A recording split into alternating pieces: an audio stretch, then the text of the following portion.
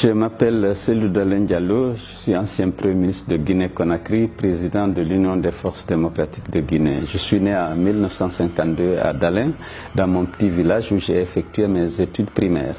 Après, j'ai été admis au collège puis au lycée à l'Abbé, avant d'accéder à l'université où j'ai été admis à l'école supérieure d'administration. J'ai fini mes études universitaires en 1976 et j'ai été immédiatement nommé inspecteur du commerce avant d'être admis à la Banque centrale où j'ai occupé successivement les fonctions de directeur de la comptabilité et du budget, directeur d'échanges et des relations internationales avant de devenir directeur général des affaires économiques et monétaires. Après la Banque centrale, j'ai été appelé au gouvernement où j'ai occupé successivement les postes de ministre des Transports, des Télécommunications, du Tourisme, des Travaux publics et de l'Environnement. En décembre 2004, j'ai été nommé Premier ministre de la République de Guinée. Dès que mon arrivée, j'ai élaboré un programme de stabilisation et pour la relance de l'économie en essayant d'approfondir les réformes et en mettant fin à toutes les mauvaises pratiques qui avaient conduit à la rupture des relations avec les institutions de Bretton Woods. Ce programme de stabilisation a reçu le soutien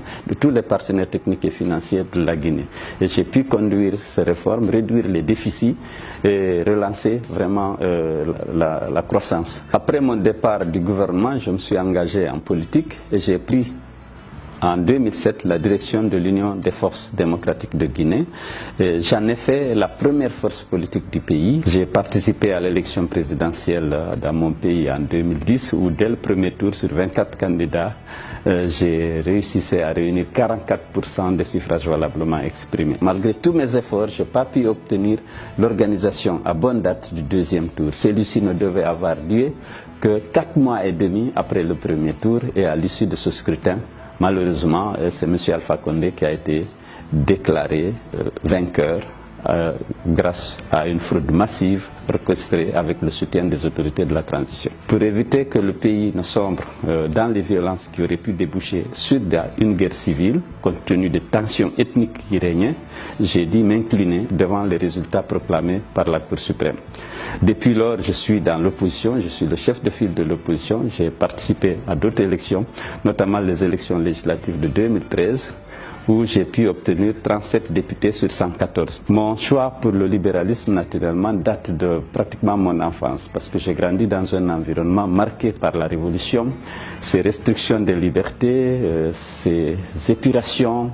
J'ai assisté à des pendaisons publiques de gens qui étaient considérés comme étant des traîtres à la révolution ou tout simplement des contre-révolutionnaires. J'ai appris que beaucoup de gens ont péri sous la faim par la diète noire au Camboiro.